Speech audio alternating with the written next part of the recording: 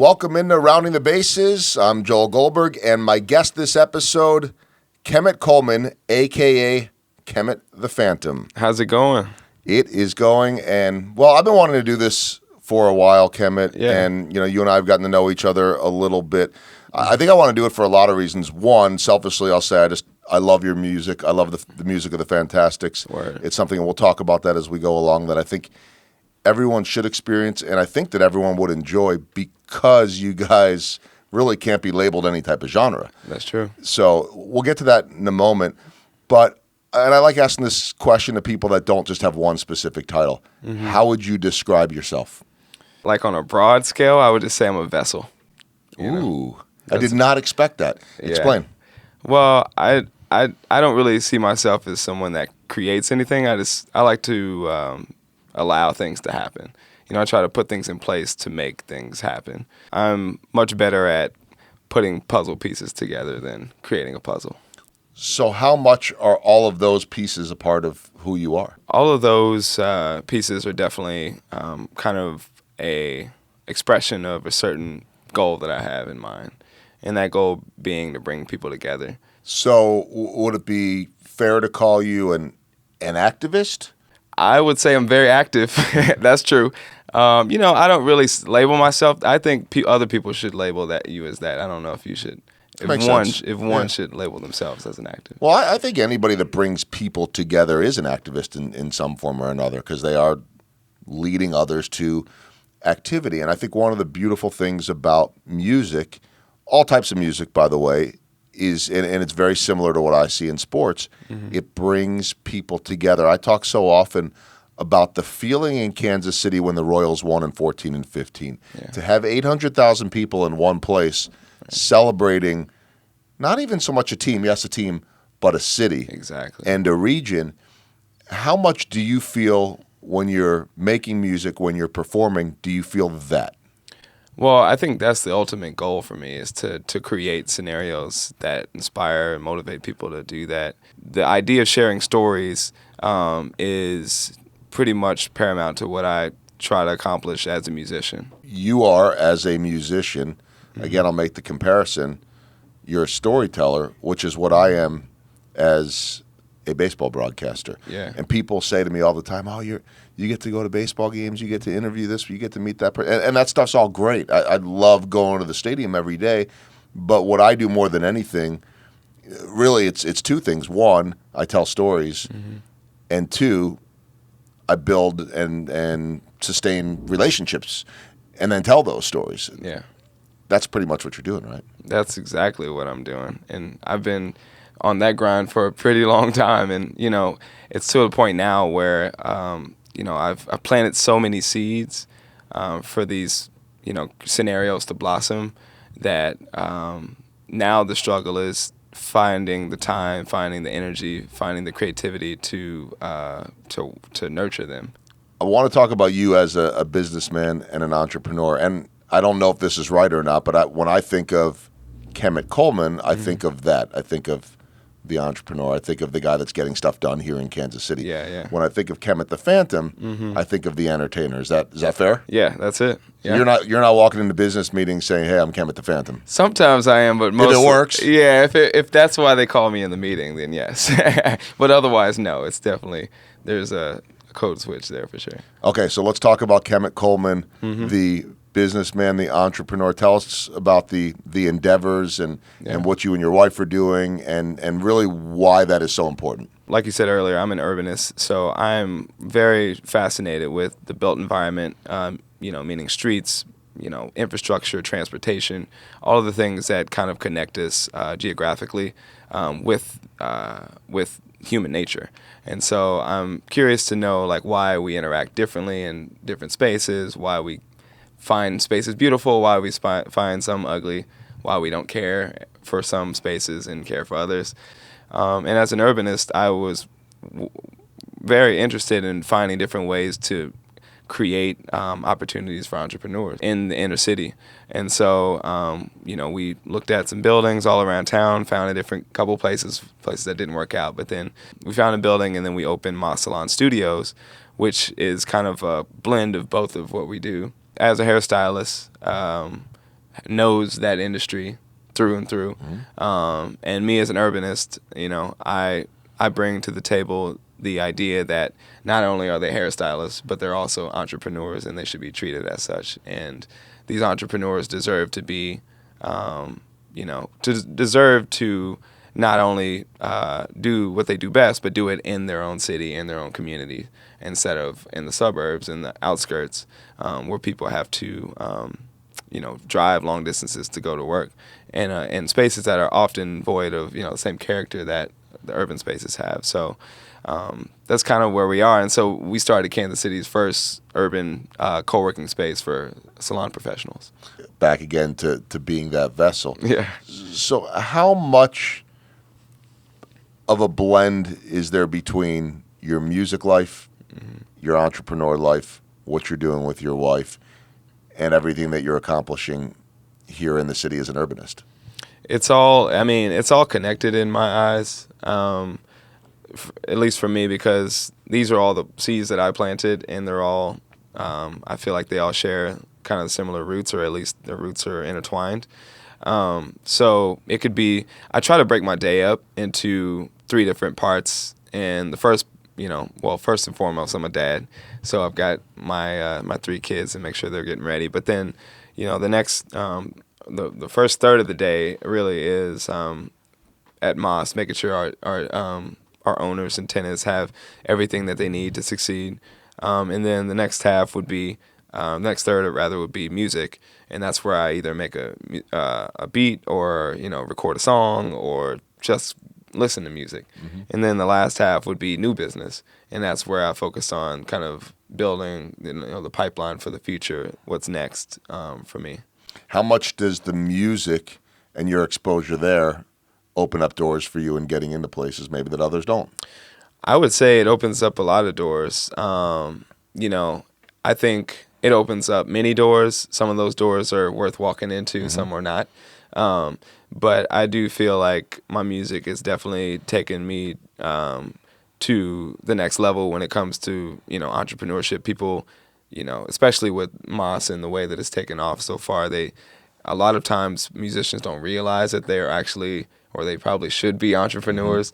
They're not just musicians. And so I hope that I can show other musicians out there that you're not just a musician. Like you can not only make a living with music, but you can also do other things with your music, because music is just that universal language that, whether most people know it or not, is necessary in every part of life. For you, when I watch you on stage, I would never think you're shy. Yeah.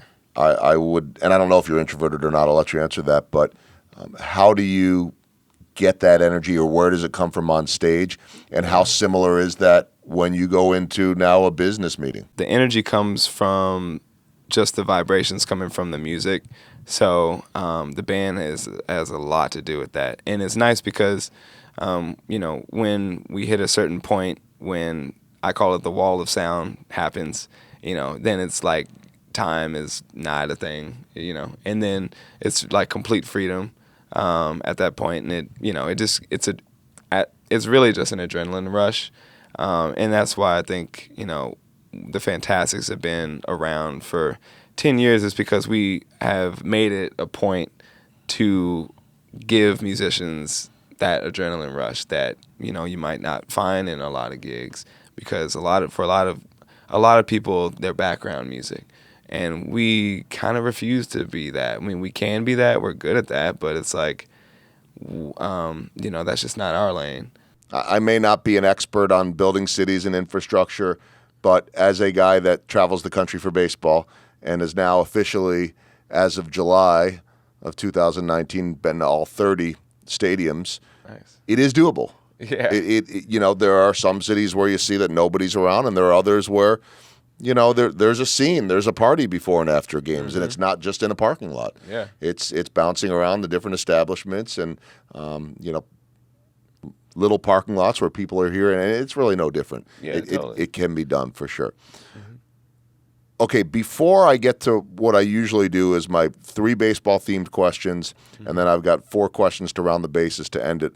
I want to step aside real quick, and when we come back, I want to bring in some of the Phantastics and talk a little bit about your guys' culture and your teamwork and your collaboration. So we'll take a quick break, and then we'll do that.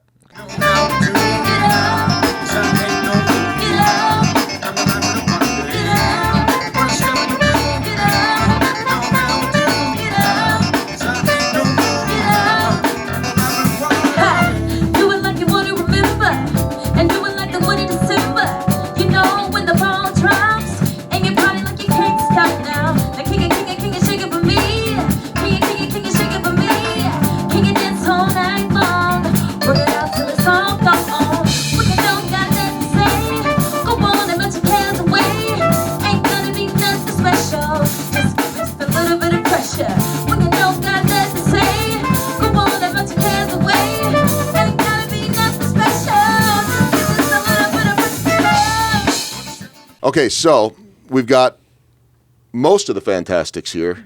I know that number changes a little bit too, but in general, what, around 9-ish or so, Kemet? Yeah, about 9. Okay. A lot of different sounds, a lot of different energy and contributors. Kemet, I'll let you introduce everyone and what their roles in the band right now. I mean, everybody can say it. Yeah, well, let's just go around the horn. All right, Lawrence, why don't we start with you? Hi, Lawrence Jackson, trumpet player. All right, we got Kim. Hi, I'm Kim. I am. What am I? Is it like co-lead singer? Yeah. Okay, I'm the lead singer. All right, there it is. Intercontinental champion. Intercontinental champion, says Ashley. All right, I'm Austin Quick, and I am the keyboard player, and I do sing a little, very much a little. Timo Gutu, I play guitar. Joe Donnelly, and I play bass. Ashley Thompson, I play drums. And we already know Kemet, right? Yeah, Kemet the Phantom, I play vocals. Play vocals. So who wants to talk about just the collaboration? Because there's a lot of moving parts here, if that's the right way to put it, and how you all are able to sound so good and make it all work. With Ashley and Kemet, I've been in the band probably third longest behind these two guys, and there are a lot of different parts, but one of the things we do on stage, we're actually having continual conversations. I speak from the rhythm section perspective. Ashley and I have constant eye contact. Tim and I are giggling at each other the whole time. Joe and I are rocking out the whole time. So there's constant communication, a lot of body language going on. When the horn, Lawrence is really good about getting he's really good about getting the crowd moving. So, when he does that cues us kind of to turn it on. So from a performance perspective, that's kind of where we are collaboratively. We feed off each other. We can read each other's body languages. And then from more behind the scenes, we truly, even though we're a big band, we really have a very democratic system of coming up with material. Someone will come up with, something as simple as a riff, and then we'll dedicate an entire practice to getting it down, and then it's gone. And then a show 2 months later, it comes back out. And then out of there, a song's born. So that's kind of, and a lot of times we take one of Kemet's songs and do our own thing with it. But everyone, all 9 of us, are very instrumental to contributing to the material. I want to ask whoever wants to answer it. Kim, I'll start with you. What's that feeling like when it's working? Because again, this is different than a lot of other bands, and maybe you do have somewhat of a set list, or you're trying stuff out, though. You're getting that feel. I know that you're feeling, because I've watched it, you're feeling the audience and what they are doing. So what's that feeling like for you when it's all clicking? Okay, well, first of all, I joined the band back in, was it 2017? So I haven't been around too long, but I learned very quickly like that they do what Austin just said. Everything is just on the fly. And so they've all taught me how to just kind of think on the spot and just flow with them instead of being like, okay, are y'all going to end the song today or tomorrow?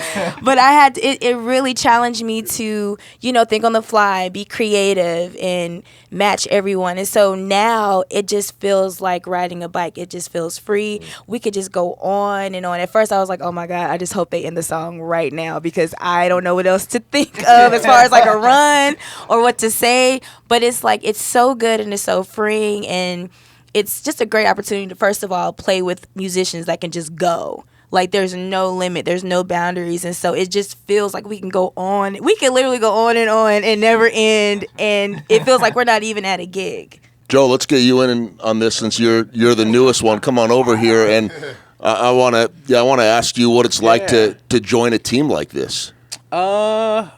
There's a lot of work at first trying to like figure everything out and like, oh, well, how do these songs go since everything is so different and you do it live and it's like, oh, that's not how that recording was at all. Yeah, exactly. So you just kind of have to jump in and do it. Tim wants to jump back in here. Also, I love how like we're all able to have like our own voice and like sound, and we're just like putting in one big melting pot. That is the Phantastics. So I appreciate that. So everybody is an artist, but we come together, create this bigger thing. What's that feeling like when it's working and you're in rhythm, so to speak? It's an amazing feeling, and I mean, but to go back to, it's not all chaos. It's I mean, there's parts of it that are rehearsed, but then we know when we're going to get into what we're going to do. But I mean, it's an amazing feeling, and you know it because you can tell the audience feels it as well. So. Kim? It's like eating a bowl of mac and cheese. Okay, everybody. It's like, okay, but it's really good, and it feels good when you're eating it, and you're full. Like, you're just, okay, right, that's good. See? Yeah. Tim, go ahead. For me, like, it's definitely a spiritual experience, personally, and also it's like an atmosphere change. Like, everybody's, like, focused on the music, just having a good time, like, anything you came to the show like worrying about or like struggling with, like you kind of forget about it and you're just like completely engrossed in the music. So. Ashley? For me, man, I'm a Lawrence kid. So I like the Jayhawks, and I'm going to refer this back to the 2008 Jayhawk team. The team that won the chip. There was a lot of cats on that team, who were really good. I mean, very equally talented. Anybody could be the star of that show. And so I feel as a band, we do that. Like if Tim is welling away, we all just figure out how to work around him, like be a nice background to even elevate him higher. Mm-hmm. And that is like the greatest feeling. It's great to succeed, but when you succeed as a family, that's like a whole different level. Mm-hmm.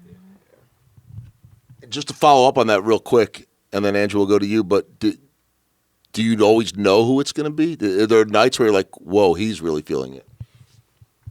Yeah, I mean, like we were down in the Ozarks. To me, Tyler was feeling it that night. Tim had some moments. Austin had an incredible, different time, Austin going a 5-0 run by himself, they're calling timeout, so I'll do it again in a couple of years.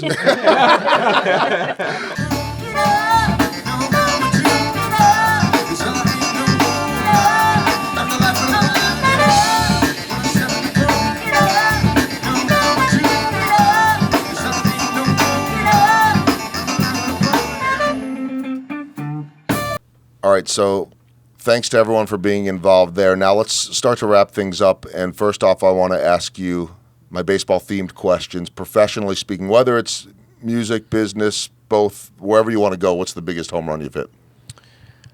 Probably having kids. Mostly because they forced me to focus and they forced me to manage my time better.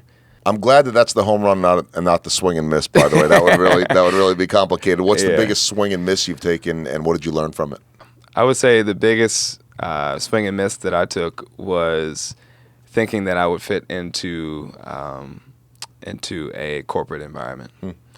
Kind of going back to what we talked about just not really being true to yourself, kind of putting on a different face to blend in. I definitely did that when I tried to step into the typical 9-to-5 world. Or I don't even know why I got let go. I think, honestly, I feel like I got let go from just being myself. Which is fair enough because, I don't fit in a lot of places. I kind of have to create my own lane, and I think that's the beauty of it. But that was definitely a swing and a miss. It happened right when I was having Taya, my firstborn, right when I moved, right when I bought a car, right when I bought a house, right when I got married. Tell me about the new album.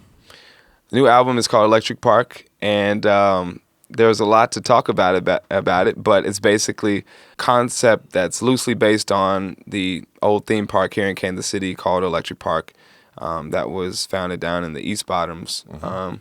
And, really the album isn't directly speaking about the park itself, but mostly what inspired the park to be as great as it was and in some respect and as bad as it was for Kansas City. As much as the park was a very great place for some people weren't allowed to go into the park.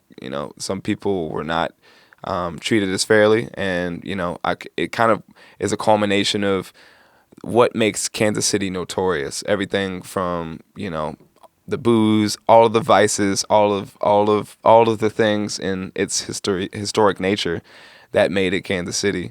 From my perspective, someone that grew up, 80s baby, 90s in Kansas City, Missouri, KC Public School District, stuff like that.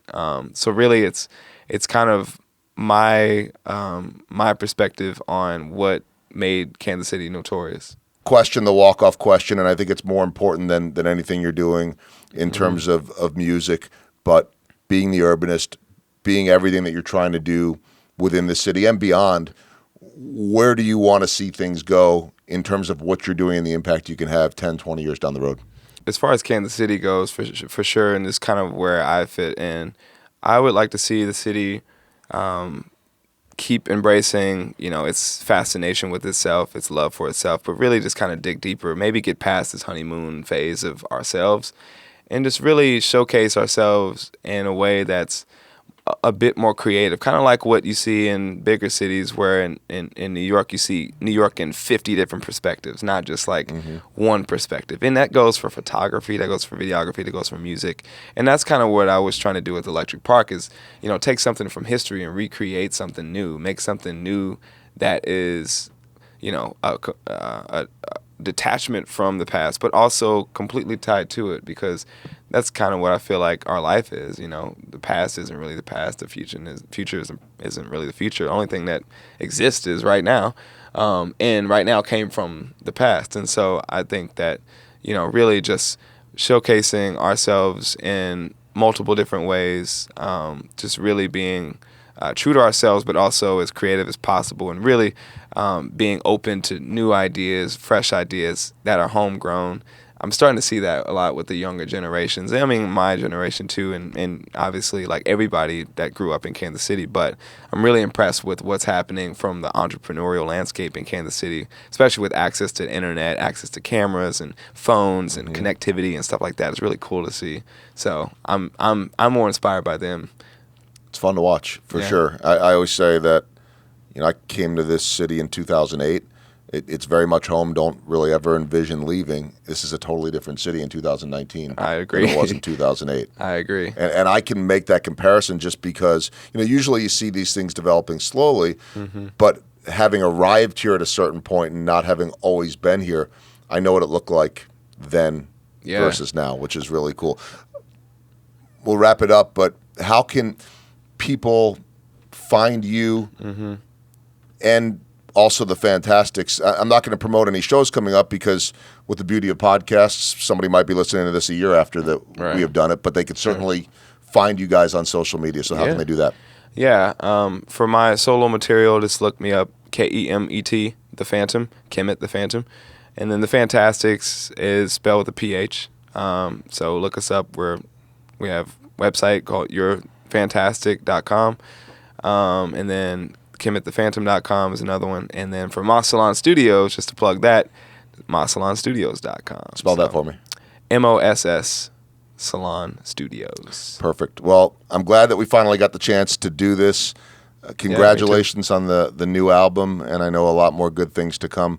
Kemet, thanks so much. Thank you so much for having me. All right, that is Kemet Coleman, a.k.a. Kemet the Phantom. Thanks for listening to Rounding the Bases. You can reach me at joelgoldbergmedia.com and hope to catch you next time. We're recording live.